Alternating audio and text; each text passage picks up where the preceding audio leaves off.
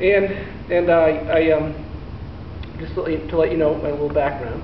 I grew up in Massachusetts, a little east of here, and went to public schools. And I feel like I got a good education.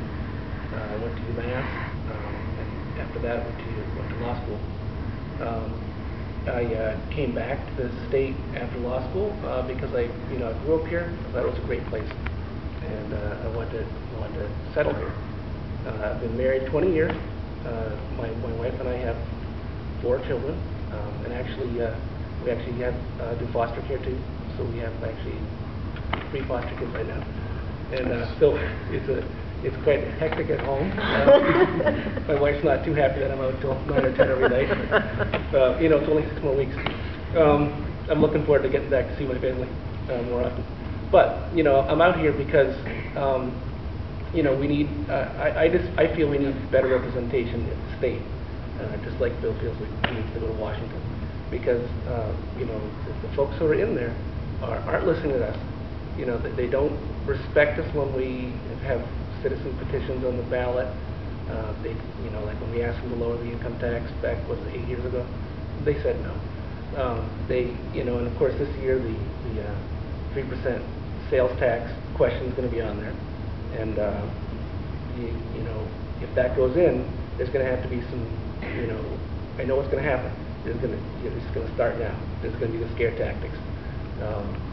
All the police and the firemen have to be fired, and so you know what's going to start. And because the Jen Flanagan, who's the person I'm running against, and the rest of the Democrats down there have refused to make a serious attempt at reforming the government. They've made small changes. I'll give them credit. They touched on the pension issue, but they didn't do as much as they could.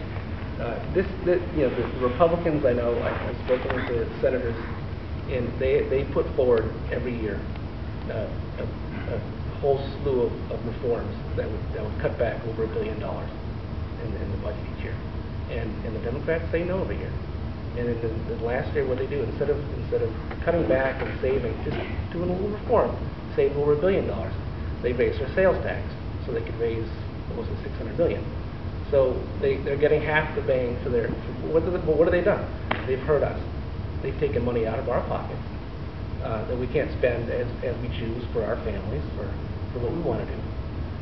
And then to address the sales tax, it's right over there, isn't it, New Hampshire? Is that right over there? And that's where everybody goes to buy their TVs and their washing machines, and because it's just cheaper and it's not that far from here. And so, when Jen said, well, this is going to be good for my constituents.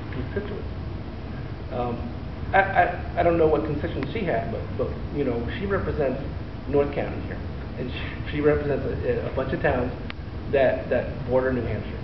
And I don't know what she meant by that, but I have to say, what I'd like to see is lower the sales tax back down, because that's going to make shopping here actually a more competitive place. I mean, I'd love to see if we went to 3%. I know it's going to be, they're going to have those threats, the cutbacks. But we have to, along with that, we have to vote in some new legislators so we can, make the cutbacks so that we don't lose services, so we can get local aid back up to us, and then count on the fact that since the sales tax is lower, we'll actually have people coming to Massachusetts to shop, which is going to boost our income tax. And then the whole loss from the sales tax can be made up because of the increased business, and that's going to help our economy. And that's what's important. We need to create jobs, and we don't need to create government jobs that come out of our pockets. We need to have the private sector make jobs, and part of that is streamlining the regulations so that employers, that small business, doesn't have to have all these agencies getting in their way just to do business. Then we have to do something about all these regulations, all the requirements. The healthcare thing, that is a huge issue, because I know small businesses that won't hire anybody because it's just too expensive. It's not profitable. And isn't that what people do business for? It's actually to make a profit. And we can trim back, we can make this a more business-friendly environment.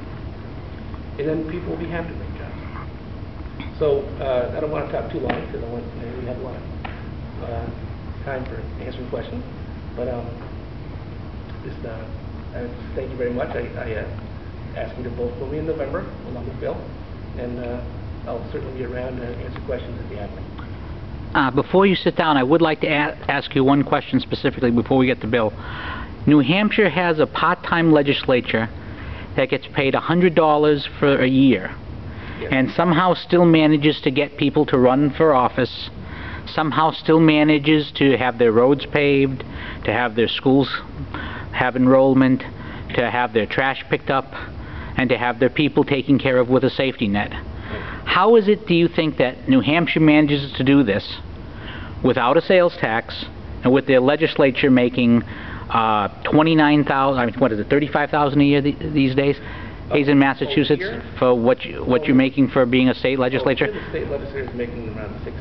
Okay, so 60. How is it that New Hampshire manages to do that for $60,000 less a year per legislature and has a successful state? Well, you know, that's a good question. How they do it? They don't have taxes. They don't have many taxes. So maybe they have the real estate tax. That's sure, but they don't have the same as sales tax, and they get our business. But what they do, they probably spend a lot less time making laws, and probably a lot less time trying to regulate how the people of New Hampshire live. You know, every time you turn around, Massachusetts is telling us how to live, whether we have to buy health insurance or whether we can't eat trans fats or any number of things. You know, they've taken the soda away from us. They can't eat candy. And well, I mean, personally, you know, I love the job I have now. I've got my own law practice. I work doing court-appointed work in juvenile court, and it's a great job. If you elected me as senator and it became a part-time job, I mean that's fine with me, because I could just keep working and be a senator at the same time. I mean, certainly if I'm going to be a full-time senator, I plan to be a full-time senator and give up my law practice.